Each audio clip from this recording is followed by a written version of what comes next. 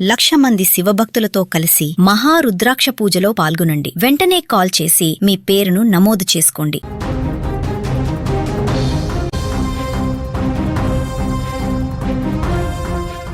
ఒకటి కాదు, రెండు కాదు, 13 రోజులు కావస్తుంది.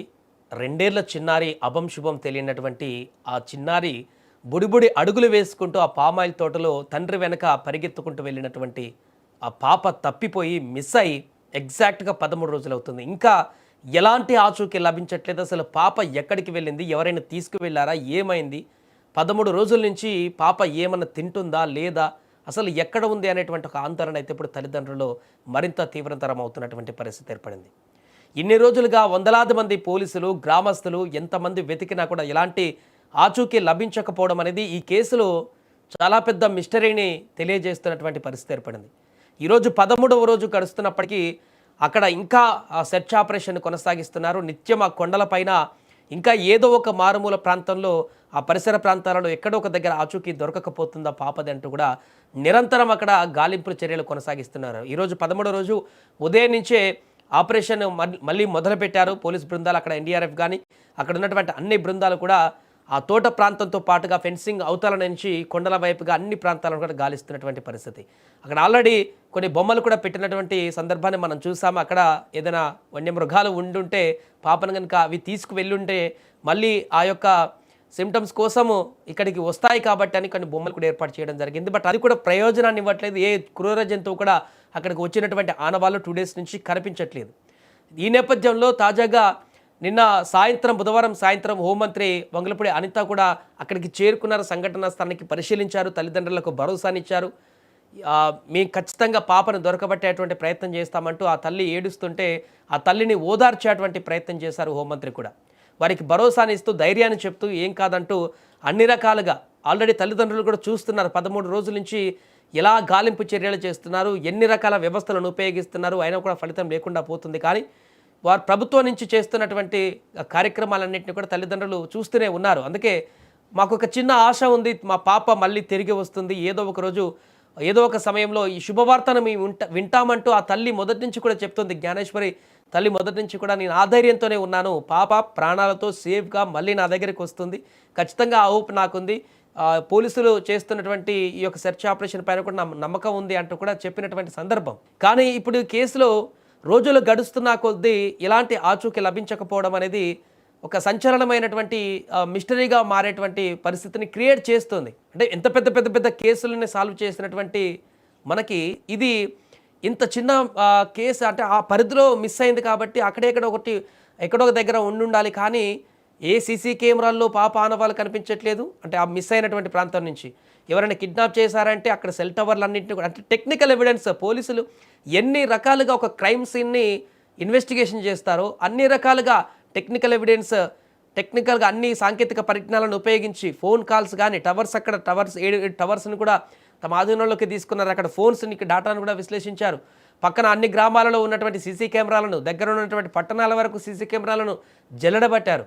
ఎవరైనా కిడ్నాప్ చేస్తే ఆ పరిధి దాటి వెళ్ళిపోతారని చెప్పేసి కాబట్టి అలా ఎన్ని ప్రయత్నాలు చేసినా, అండ్ ఎక్కడైతే మిస్ అయిందో ఆ తోటలో మొదటి రోజు నుంచి కూడా అణువు గడ్డిపోచను వదలకుండా గాలింపు చర్యలు చేపడుతూ నిన్న ట్రాక్టర్లతోటి ఏపుగా పెరిగినటువంటి గడ్డి ప్రాంతాలను కూడా క్లీన్ చేసి ఎక్కడన్నా ఆ మధ్యలో ఏమైనా ఇరుక్కుపోయిందా అని చూసేటువంటి ప్రయత్నం చేశారు. అక్కడ కూడా కనిపించలేదు. 50-60 ఎకరాల తోటను మొత్తం క్షుణ్ణంగా పరిశీలించడమే కాకుండా పక్కనున్నటువంటి కొండల ప్రాంతాలను కూడా ఇప్పటికీ 2-3 సార్లు ఎన్డీఆర్ఎఫ్ బృందాలు కానీ మిగతా బృందాలు కానీ టోటల్గా ఎక్కి దిగి గాలించి మళ్ళీ వెనక్కి వచ్చినటువంటి పరిస్థితి. అయినా ఆచూకీ లభించలేదు. ఉంటే ఒకటి ఇదే ప్రాంతంలో ఏదో ఒక దగ్గర పాప పడిండు ఉండాలి, అంటే స్లిప్ అయ్యో లేకుంటే కొండల మధ్య ఎక్కడైనా వన్యమృగాలు ఏమైనా చేస్తే అక్కడే ఉండాలి. లేదు అంటే రెండో యాంగిల్ ఎవరైనా కిడ్నాప్ చేసి ఉంటే వారు ఖచ్చితంగా ఈ పరిధి నుంచి బయటికి తీసుకువెళ్ళినటువంటి ఆనవాళ్ళు అయినా దొరికి ఉండాలి. ఏదో ఒక గ్రామ సీసీ కెమెరాలను లేకుంటే ఏదో ఒక ప్రాంతానికి వెళ్ళినప్పుడు అక్కడైనా సీసీ కెమెరాలో విశ్వాసం దొరికి ఉండాలి. కానీ 12 రోజులు దాటి 13కి వచ్చినా కూడా ఇటువైపు ఈ సెర్చ్ ఆపరేషన్లో ఎలాంటి ఆలమాన దొరకట్లేదు. ఈ ప్రాంతాలలో, కొండ ప్రాంతాల్లో, తోటలో అండ్ కిడ్నాప్ కేసు ఆ లైన్లో సెర్చ్ చేసినా కూడా అక్కడ ఎవిడెన్స్ కలెక్ట్ చేద్దాం అనుకున్నా కూడా అక్కడ ఒక్క 0.1% కూడా ఎవిడెన్స్ దొరకనటువంటి పరిస్థితి ఏర్పడింది. ఇంత క్లిష్టంగా మారినటువంటి ఈ కేసులో అసలు పాప ఎక్కడికి వెళ్ళింది అనేది అంతుచిక్కనిగా ప్రశ్నగా మారినటువంటి సందర్భం ఏర్పడింది. ఏదేమైనా 2 తెలుగు రాష్ట్రాలలో కూడా ఇప్పుడు ఆ 2 ఏళ్ల చిన్నారి జ్ఞానేశ్వరి ఎక్కడ ఉంది, ఆ పాప ఎటు వెళ్ళింది, ఆ చివరిసారిగా మనకు కనిపిస్తున్నటువంటి CCTV ఫుటేజ్ విజువల్స్లో మనం స్పష్టంగా చూడొచ్చు. తండ్రి వెనకాల పరిగెట్టుకుంటూ వెళ్తున్న సందర్భంలో పెంపుడు కుక్క కూడా ఆ పాప వెనుక వెళ్ళినటువంటి దృశ్యాలు మనం చూడడం జరిగింది. అక్కడి వరకు కనిపించింది పాప చివరి క్షణాలు అవే. లాస్ట్ వీడియో తప్పిపోవడానికంటే ముందు ఈ విజువలే. ఆ చెట్టు దాకా ఏడ్చుకుంటూ తండ్రి వెనుక పరిగెత్తుకుంటూ వెళ్ళినటువంటి ఆ చిన్నారి ఆ చెట్టు దాటిన తర్వాత నుంచి ఇంకా మిస్ అయిపోయినటువంటి సందర్భం. ఆ పాప వెనుక పెంపుడు కుక్క కూడా వెళ్ళింది. ఆ తర్వాత పెంపుడు కుక్క 3 రోజుల దాకా అది కనపడలేదు, అది మిస్టరీగానే మారింది. ఆ తర్వాత వచ్చింది. ఆ తర్వాత ఆ పెంపుడు కుక్క కూడా అనుమానాస్పదంగా మృతి చెందింది. ఉన్న ఒక ఆధారం కూడా పోయింది. ఏం చేయాలని అర్థం కానటువంటి పరిస్థితి. ఇలా రకరకాలుగా ఈ యొక్క కేసులో వ్యక్తమవుతున్నటువంటి పరిస్థితులు, ఎదురవుతున్నటువంటి సిచ్యువేషన్స్ చాలా ఆందోళనకు గురి చేస్తున్నాయి. ఏదేమైనా 13వ రోజు కూడా ఈ యొక్క సెర్చ్ ఆపరేషన్ కొనసాగిస్తున్నారు కాబట్టి నిన్న హోంమంత్రి వచ్చి అక్కడ పోలీసులతో మాట్లాడి ఎంక్వైరీకి సంబంధించి అన్ని కోణాలలో చేస్తున్నటువంటి ఎంక్వైరీని కూడా తెలుసుకొని, పోలీసుల నుంచి వివరాలు తెలుసుకొని ఇంకా 13వ రోజు ఏ రకంగా ఈ యొక్క సెర్చ్ ఆపరేషన్ కొనసాగించాలి, గాలింపు చర్యలు చేయాలి, పాపను ఎలా ట్రేస్ చేయాలి, దానికి సంబంధించిన డిస్కషన్ కూడా కొనసాగింది. కాబట్టి మరి ఈరోజు ఆల్రెడీ సెర్చ్ ఆపరేషన్ మొదలైంది. ఉదయం నుంచే మళ్ళీ గాలింపు చర్యలు చేస్తున్నారు. అక్కడ కొంత వర్షం కూడా పడుతున్నట్టుగా తెలుస్తుంది. ఈ నేపథ్యంలో మరి ఈ రోజైనా ఏమైనా కొంత అప్డేట్ వస్తుందా పాప కేసుకు సంబంధించింది అనేది వేచి చూడాలి. మీరు ఒక చంటి బిడ్డ వీళ్ళు కంప్లైంట్ అడగండి, కలిస్తే వీళ్ళు అడగండి, మేము లేనప్పుడు కంప్లైంట్ ఇవ్వాలని కూడా తెలియదు.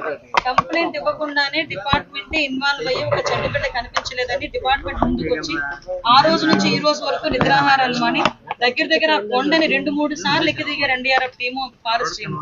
డ్రోన్స్ థర్మల్ డ్రోన్స్ ని కూడా యూజ్ చేస్తున్నాం, CDRలు తీసాం. అంటే ఇవన్నీ కూడా ఒక పోలీస్ డిపార్ట్మెంట్ ఎంత మేరకు ఇన్వెస్టిగేషన్ లో ఎన్ని టూల్స్ ఉపయోగిస్తున్నారు, అన్ని టూల్స్ ఉపయోగించారు ఇక్కడ. కాకపోతే దురదృష్టం ఆ అమ్మాయి పరిస్థితి ఎక్కడుందో ఏంటో తెలియలేకపోవడం. ఇంకొంచెం అగ్రెసివ్ వేలో వెళ్తాం. చాలా మంది సూచనలు సలహాలు కూడా ఇస్తున్నారు, వాటిని కూడా బేస్ చేసుకుంటే మంచి సూచనలు సలహాలు మాకు ఇవ్వండి, డెఫినెట్ గా మేము తీసుకుంటాం. ఏదైనా తెలిస్తే కనుక మాకు చెప్పండి, మేము కూడా దాన్ని టెక్నికల్ గా నేను ఆ విషయం కూడా వీళ్ళనే అడిగానమ్మా. మీకు ఎవరైనా అనుమానాస్పదంగా ఈ 4-5 రోజుల్లో మీ ఇంటి వైపు రావటం కానీ ఏదైనా CCTV కెమెరాస్ లో పట్టడం కానీ చూసారా అంటే డిపార్ట్మెంట్ యాక్చువల్గా మనకన్నా చాలా ఒక స్మార్ట్ గా ఆలోచిస్తారు. ఎందుకంటే వాళ్ళు డ్యూటీ ఇన్వెస్టిగేషన్. సో వాళ్ళు ఇంచుమించుగా 10 రోజుల ముందు నుంచి కూడా ఈ బ్యాక్ CCTV కెమెరాస్ అన్ని కూడా వాళ్ళు చెక్ చేస్తున్నారు. చెక్ చేస్తే కూడా ఎక్కడ కూడా అనుమానాస్పదంగా లేదు. ఈ అమ్మాయి చాలా ధైర్యంగా చెప్తుంది, ఎవరు రారమ్మా, రాత్రులు కూడా అతను లేకపోతే నేను పిల్లల్ని వేసుకుని ఒక్కదాన్నే పడుకుంటాను. అలాగే ఈ రోజు వరకు ఎటువంటి క్రూర మృగాలు ఇటువైపు వచ్చిన దాఖలాలు కూడా లేవు. కొన్ని పెద్ద పైథాన్స్ టైప్లో ఏదైనా అలా వచ్చినాయి అంటే ఎప్పుడు కూడా అలాంటివి లేవేమో, చిన్న పాములు కనిపిస్తాయి తప్పించి. ఇంచుమించుగా వీళ్ళు 30 సంవత్సరాల నుంచి ఇదే ప్లేస్ లో ఉంటున్నారు. సో మీరు అన్ని యాంగిల్లోని కూడా ఇంకా ఫార్వర్డ్ యాంగిల్స్ కూడా మీకు తెలియాలమ్మా. చాలా మంది గ్రామస్తులు కూడా ఇబ్బంది పడ్డారు, ఎందుకంటే ఈ చుట్టుపక్కల గ్రామంలో ప్రతి ఇంటిని కూడా వెళ్ళి వాళ్ళు ఇన్వెస్టిగేట్ చేసి సెర్చ్ చేశారు.